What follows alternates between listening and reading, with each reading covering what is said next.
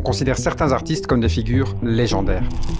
Des chanteurs ou des producteurs qui font vibrer la terre entière avec leur musique. Et l'artiste qu'on va voir aujourd'hui fait clairement partie de cette catégorie. Son visage ne te dit peut-être rien. Et en même temps, c'est normal, on connaît très peu de sa vie personnelle, vu qu'il était hyper discret et qu'il ne donnait quasiment jamais d'interview. Mais pourtant, il est devenu le précurseur d'un nouveau style de musique qui mélangeait à la fois le jazz et le hip-hop. Et ça, malgré qu'il ait créé seulement 2 albums. Faut savoir que ce style musical ne gagnera en popularité que des années après sa mort tragique. Du coup, avec le temps et avec le poids des années, il est devenu l'un des musiciens les plus légendaires qui ait vécu sur cette planète. Et ça parce qu'il a tout simplement consacré sa vie entière à la chose la plus importante à ses yeux, créer de belle musique. Donc si tu fais partie de ceux qui n'ont encore jamais entendu parler de cet artiste, félicitations, parce qu'un monde va s'ouvrir à toi. Et comme je ne veux évidemment pas que tu passes à côté de ça, j'ai décidé d'en faire une vidéo, mais aussi pour rendre hommage à cet artiste qui a élargi le spectre du hip-hop, Nujabes.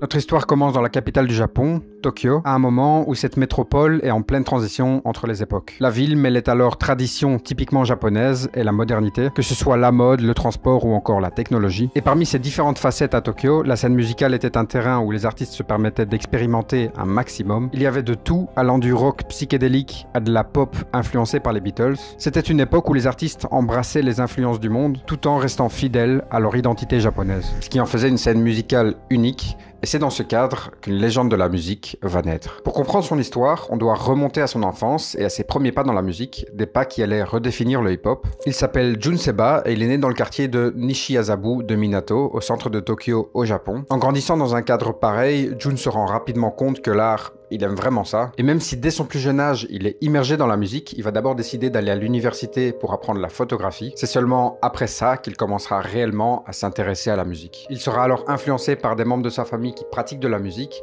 et il va développer une oreille très affinée. Après ses études, il ouvre son magasin à Shibuya où il a déménagé. Il s'agit d'un magasin de disques qu'il appelle Guinness Records. À ce moment-là, Shibuya est un quartier de Tokyo connu pour sa culture et sa vie nocturne. Ce déménagement symbolisait une transition vers un monde où la créativité n'avait pas de limite. À cette époque, c'est tout simplement l'endroit où il fallait être si tu aimes la musique, surtout la musique underground. Et du coup, assez logiquement, dans son magasin, on retrouvait rien de mainstream parce que Jun, ça l'intéressait pas du tout. Ce qu'il vendait dans sa boutique, c'était principalement des disques qu'on peut sampler comme de la soul, des sons brésiliens ou du jazz. Et le reste de sa collection, c'était du hip-hop underground. Ce magasin est alors devenu l'endroit où il a commencé son parcours pour devenir l'un des plus grands artistes que le hip-hop ait connu. Et en y travaillant à plein temps, il a pu continuer à développer sa culture musicale parce qu'il avait accès à quasiment tout ce qui passait au Japon. Grâce à ça, il connaissait tous les styles de musique, peu importe l'endroit ou l'époque. Son magasin, c'était en quelque sorte son trésor à lui, qui lui permettait de concevoir des instrumentaux que personne n'avait osé produire avant lui. Et c'est de cette façon qu'il a commencé à travailler sur ses propres sons. Il était collé à ses platines du matin au soir. En plus de ça, à Shibuya, Jun Seba s'est rapidement immergé dans la scène hip-hop locale, en pleine expansion. Mais surtout, grâce à son magasin, il découvre une communauté d'artistes qui partagent la même passion que lui. Les rues de Tokyo étaient comme ça devenues son terrain de jeu, où il pouvait expérimenter, collaborer et surtout perfectionner son art. Et tout ça a contribué à façonner son style de musique, un style de musique qui allait rapidement devenir sa signature.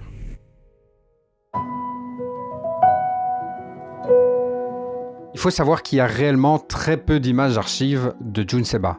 Et ça, pour plusieurs raisons. Et la raison principale, c'était qu'il était hyper discret, mais surtout très introverti. En réalité, il voulait pas faire parler de lui, si ce n'est à travers sa musique. Il avait donc en quelque sorte que la musique pour s'exprimer, et un jour, alors qu'il travaille dans son magasin, il va avoir une idée. Il se rend compte que l'un des artistes les plus vendus de son magasin, c'est Nas, un rappeur célèbre et un acteur majeur de la scène hip-hop à ce moment-là. Nujabes décide alors de prendre le son One Love et d'en faire une copie illégale en y ajoutant sa contribution. Suite à ça, il a décidé de créer de nouveaux vinyles spécialement pour ce nouveau son et de les mettre en vente dans son magasin.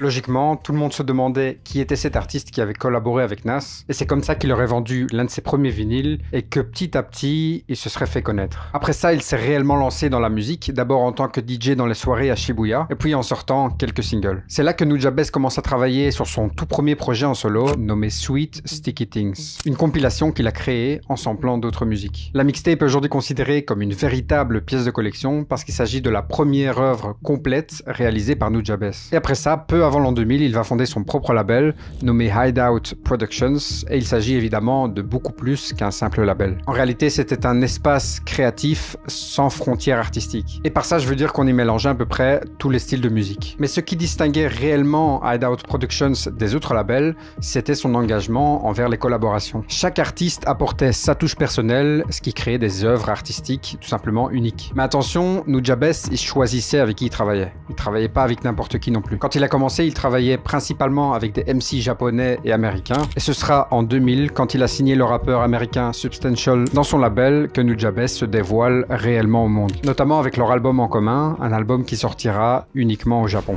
Et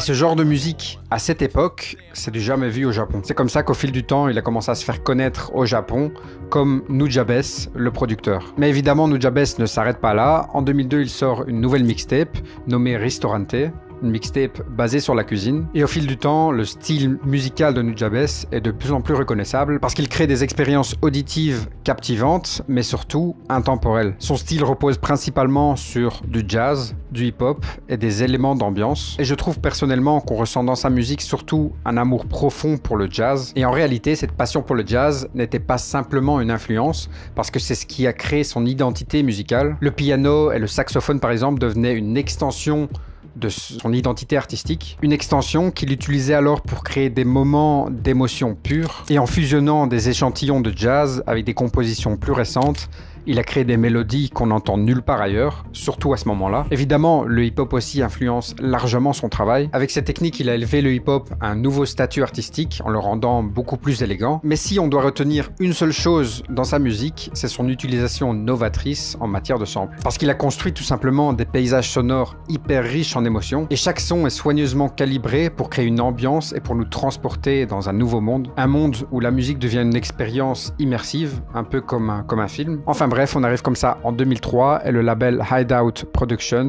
publie un album. Il s'agit en fait d'une compilation dans laquelle on retrouve des chansons de tous les artistes qui font partie du label. Et c'est à partir de là qu'il va créer son premier album, un album qui sort de l'ordinaire.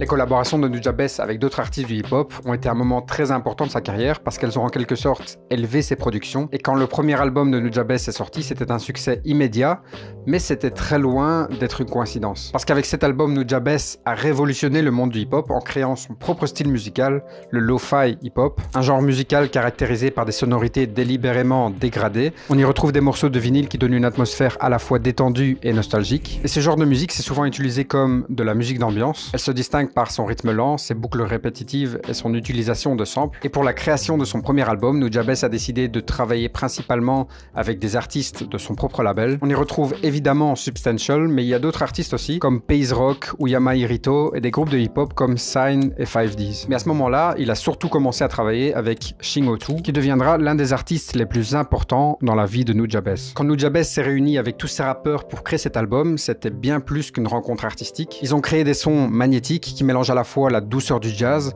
mais aussi le rythme et la richesse du hip-hop. On a des morceaux enveloppants, presque hypnotiques, et ça offre évidemment une toile de fond parfaite pour les rimes engagées des rappeurs. Ces collaborations ont en fait tout simplement donné naissance à des pièces qui transcendaient le hip-hop qu'on connaissait à l'époque. Les rappeurs sur cet album ont apporté une dimension émotionnelle qui vient s'ajouter en fait à l'univers sonore de Nujabes, et ça crée une symbiose tout simplement incroyable entre les deux parties. Il arrive à nous faire voir des images avec seulement quelques notes, en nous enveloppant dans un monde. Et en plus de ça, son album, il est pas du tout monotone. On a des sons relaxants, des sons rythmés et des sons un peu plus abstraits.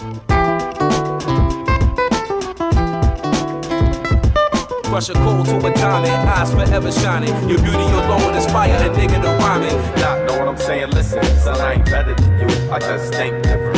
Is the glass half full or half empty? It's based in your perspective, quite simply.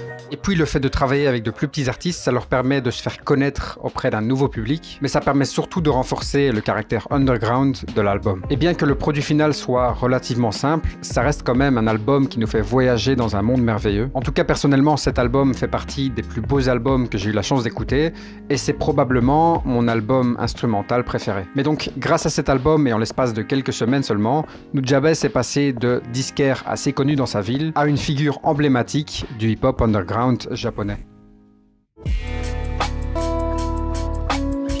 Après ça, Nujabes a étendu son génie musical au-delà du hip-hop pour composer des musiques dans l'univers de l'animation japonaise, et il s'est associé à un groupe de producteurs hip-hop pour composer la bande originale de l'anime Samurai Champloo. D'ailleurs, certaines de ses chansons deviendront les plus emblématiques de toute sa carrière. Qu'on soit fan d'anime ou pas, l'impact de cette bande-son est indiscutable et fait partie du meilleur travail de la carrière de Nujabes. Et donc logiquement, je me dois de vous faire un petit résumé de Samurai Champloo. Alors Samurai Champloo, c'est un anime qui se déroule au Japon et qui mélange l'action, le samouraï et la musique hip-hop. L'histoire suit 3 personnages principaux, un vagabond, un samouraï traditionnel et une jeune serveuse, et les 3 voyageurs entament un périple à travers le Japon. Mais au-delà de ça, l'anime évoque des thèmes importants comme la quête de soi, l'honneur et la rédemption, et cette série commence avec un générique créé par Nujabes en collaboration avec Shin Otu.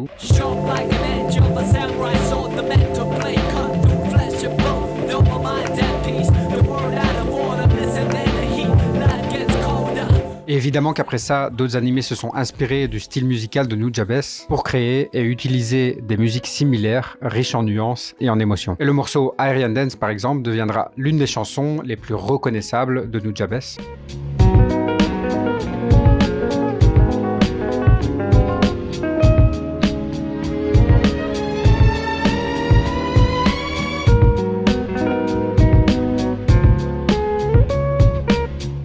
Dans ce morceau, il révèle l'atmosphère légère et nostalgique qu'il a développée tout au long de sa carrière. Mais évidemment, si je vous en parle, c'est qu'il y a une histoire derrière cette chanson.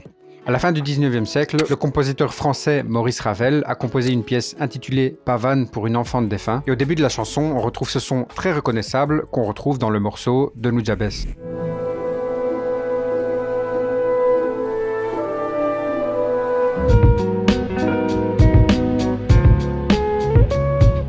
Ce son sera utilisé dans plusieurs chansons à travers plusieurs continents au fil des décennies. Donc finalement, quand Nujabes reprend ce son bien précis dans sa chanson pour créer la bande originale de Samurai Champloo, il crée un morceau qui est multiculturel, mais surtout intemporel. C'est probablement aussi la raison pour laquelle Aerian Dance est la chanson la plus représentative de la carrière de Nujabes.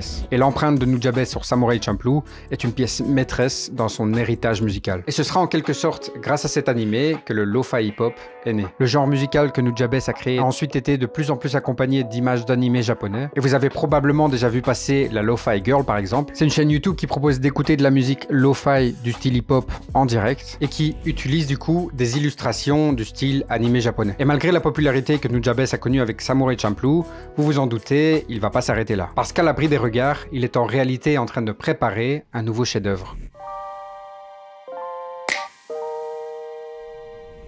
Le premier album de Nujabes est principalement basé sur des samples de jazz et de hip-hop.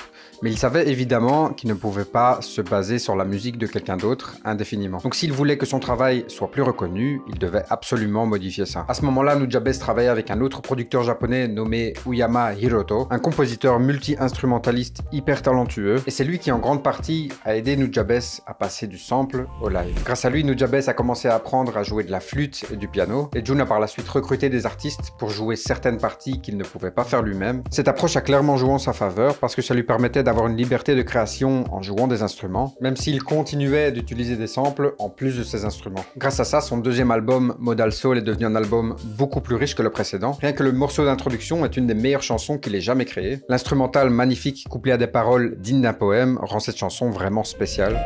Light as a feather when I'm floating through, reading through the daily news, measuring the hurt within the golden rule. Centimeters of ether, I'm heating the speaker. Motivational teacher with words that burn people. Dans cet album, Nujabes va encore plus loin en incorporant des chansons rythmées et apaisantes à la fois.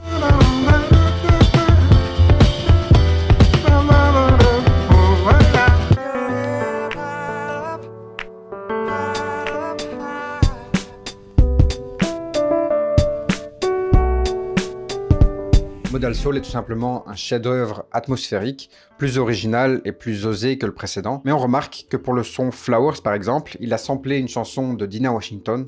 24 little hours. What the sun and the flowers.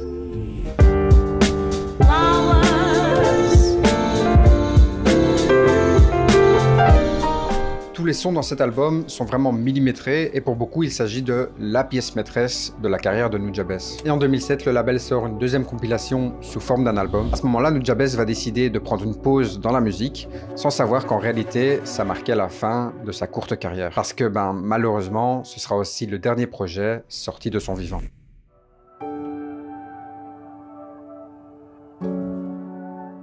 On est le 26 février 2010 et la communauté musicale du Japon est sous le choc en apprenant le décès tragique et prématuré de Jun Seba. Jun Seba est décédé à l'âge de 36 ans dans un accident de voiture à Shibuya, la ville qui lui avait tout appris. Ce moment a été un moment déchirant pour ses fans et pour toute la communauté hip-hop, parce que, peut-être sans s'en rendre compte, Jun Seba avait laissé un impact profond sur la vie de nombreuses personnes. Et face à cette tragédie, certains artistes avec qui il avait collaboré ont tout mis en œuvre pour perpétuer la mémoire de Nujabes, notamment Shingoku qui a fait revivre Nujabes le temps d'un instant à travers sa musique, en publiant leur album collaboratif Lufsic.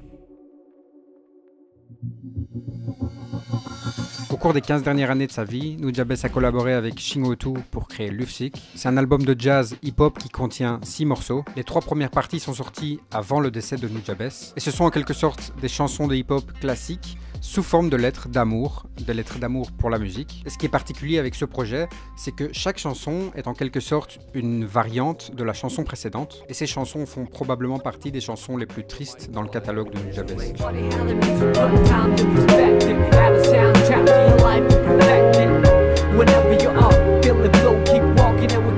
Il faut savoir que les paroles du 4e et du 5e morceau ont été écrites après le décès de Nujabes, et donc honnêtement je trouve qu'elles valent la peine d'être écoutées, surtout la partie 5.